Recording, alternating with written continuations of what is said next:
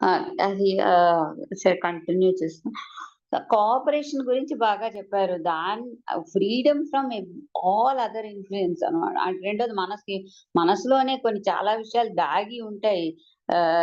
ఇది చేయకపోతే అలా ఏమిటవుతుందో అనేటువంటి భయం. ఆ తర్వాత ఇది చేస్తే నాకేదైనా పుణ్యం వస్తుందనేటువంటి కంటిన్యూ అయ్యి ఆపేస్తాం. ఆ! ఇది ఓపెన్ చేస్తా. సో, అంటే పర్సనల్ రివార్డ్ ఏదో నాకు కావాలి, నాకు అంటే మళ్ళీ సెల్ఫ్ అక్కడొస్తుంది. ఇవన్నిటి నుంచి నువ్వు బయటపడగలిగితేనే అది రియల్ కోఆపరేషన్ అవుతుంది. ఏ విషయాన్నైనా అదే రియల్ లవ్ అనేది ఉన్నప్పుడే విషయం పట్ల నువ్వు సత్యాన్ని తెలుసుకోగలవు. నీకు క్లారిటీ కూడా ఉంటుంది. బాధ అనేది ఉండదు. ఆహ్, చాలా హాయిగా ఉంటావు. ఎందుకు నువ్వు చేస్తున్నావో నీకది బోధపడిపోతుంది. అంతేగాని అవతల వాళ్ళు చేస్తున్నారు కదా అని చెప్పి మనం ఆ విధంగా ఫాలో అవ్వడం గా ఉండడం. Blind following will never give you any happiness అని చెప్తే ఆవిడ దాని గురించి పరిశ్రమ చేసి 2, 3 ఎన్ని రోజులు ఆలోచించి అండర్‌స్టాండ్ చేసుకొని ఆవిడ మారారు. అది.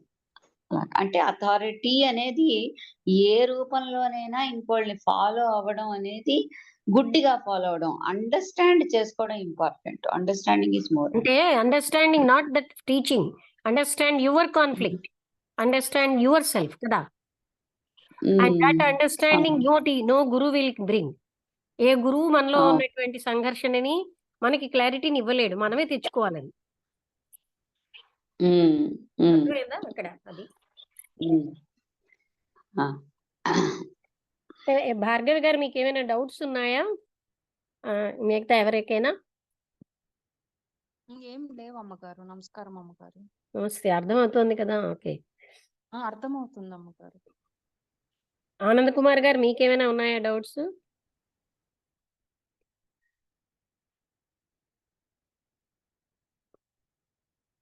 ఓకే. అయితే ఆనంద్ కుమార్ గారు మీరు వినిపిస్తోందా? ఆనంద్ కుమార్ గారు విశాఖపట్నం దివ్య జ్ఞాన సమాజం సెక్రటరీగా ఉన్నారండి. ఆయనకి అన్నీ నేర్చుకోవాలన్న తపన ఉంది. లాయర్ అన్నమాట. ఓకే. అయితే సుధా గారు మీరు చెప్తారా?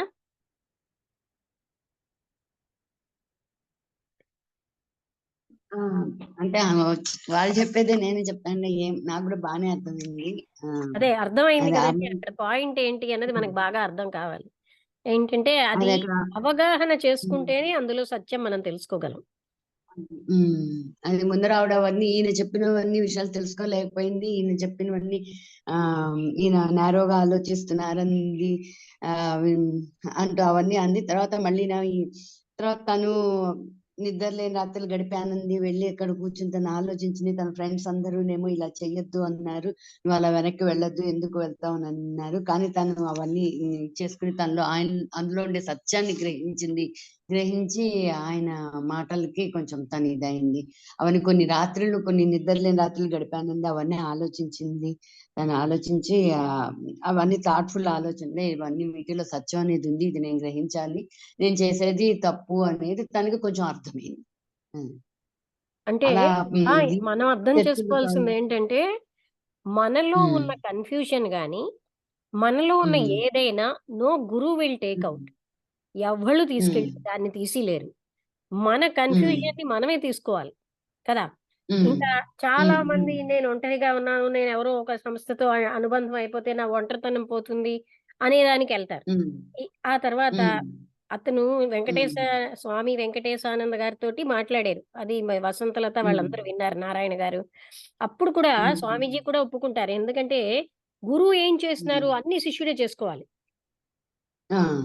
కదా. అంటే గైడెన్స్ ఇచ్చినా మనం కన్ఫ్యూజన్ లో ఉన్నంతసేపు ఆ గైడెన్స్ అసలు తీసుకోలేము. రెండోది అసలు గైడెన్స్ ఇప్పుడు మీకు అక్కడ దారి ఏదండి, ఇక్కడ మీ లక్ష్మి గారి ఇంటికి వెళ్ళాలంటే ఇలా వెళ్ళండి అంటారు. అతన్ని మీరు నెత్తిన పెట్టుకుని ఒక పెద్ద స్టేజ్ మీద కూర్చోబెట్టరు కదా అన్నారు. ఒక పెడస్ట్రల్ మీకు కూర్చోబెట్టరు కదా. ఎవ్రీథింగ్ మనమే చేసుకోవాలి ఇందులో. అది పాయింట్ అన్నమాట. అంటే మన క్లారిటీని మనమే తెచ్చుకోవాలి. మనకున్న మోహాలని మనమే కట్ చేసుకోవాలి. గురువు ఎవడు కట్ చేయలేడు. ఉమ్, ఆ ఫ్రీడమ్ రావడం అన్నది అంటే స్వేచ్ఛ వీటన్నిటి ఉమ్, నుంచి ఎలా వస్తుంది? వాటిని ఉమ్, అబ్జర్వ్ చేసి చిచి ఇవి బాగులేవని పారిపోయినా రాదు. వాటిని మనం ఉమ్, అటెన్షన్ తో అవేర్నెస్ తో చూస్తేనే ఒక్కొక్క దాంట్లోంచి బయటపడగలం. ఉమ్, ఉమ్, అవును. ఉమ్. ఇంకా ఏమైనా డౌట్స్ ఉంటే అడుగుతారా ఎవరైనా? అనుపమ గారు మీకు ఏమైనా డౌట్స్ ఉన్నాయా? ఏం లేవండి, అవగాహన అవుతోంది. మెయిన్ ఏంటంటే మనలో మనంతటా మనమే పరిష్కరించుకోవాలి ప్రతి విషయం. ప్రేమతో ఉంటే అన్ని కూడా మనకి మంచిగా తెలుస్తాయి, అర్థమవుతాయి. అంటే అవతల ఇక్కడ అన్ని పాయింట్ కూడా ఏంటి? మనం ఆ, చేయగలం. అనుపమ గారు ఈ ప్రేమ అన్నది చెప్పండి. ఎవరో చెప్పింది అనుకరించడం వల్ల వచ్చేది కాదండి. అది స్వతహా మనలో మనకి పుట్టాలి ఆ ప్రేమ కూడా. ఉమ్. ఆనంద్ కుమార్ గారు మీరేమైనా అడుగుతారా? అన్మ్యూట్ చేసుకోవాలి మీరు. అన్మ్యూట్ చేసుకుంటే మాట్లాడితే వినిపిస్తుంది. ఆనంద్ కుమార్ గారు నమస్తే అమ్మా. నమస్తే అండి. చాలా రోజులైంది మాస్టర్ గారు వాయిస్ వినడం. ఉమ్, ఇప్పుడిప్పుడే కొద్దిగా ఈ రోజు మొత్తం ఆ కాన్సెప్ట్స్ ని కొద్దిగా అలాగా అర్థం చేసుకోవడానికి స్టార్ట్ చేశాను. వెరీ మరి గుడ్. కొన్ని మీటింగ్స్ అయిన తర్వాత నేను నా ఓకే. ఒపీనియన్ గాని నేను ఉమ్. నా అంటే డౌట్స్ గాని వ్యక్తపరుస్తాను. ముందు మనంతటి మనం తెలుసుకోవాలి.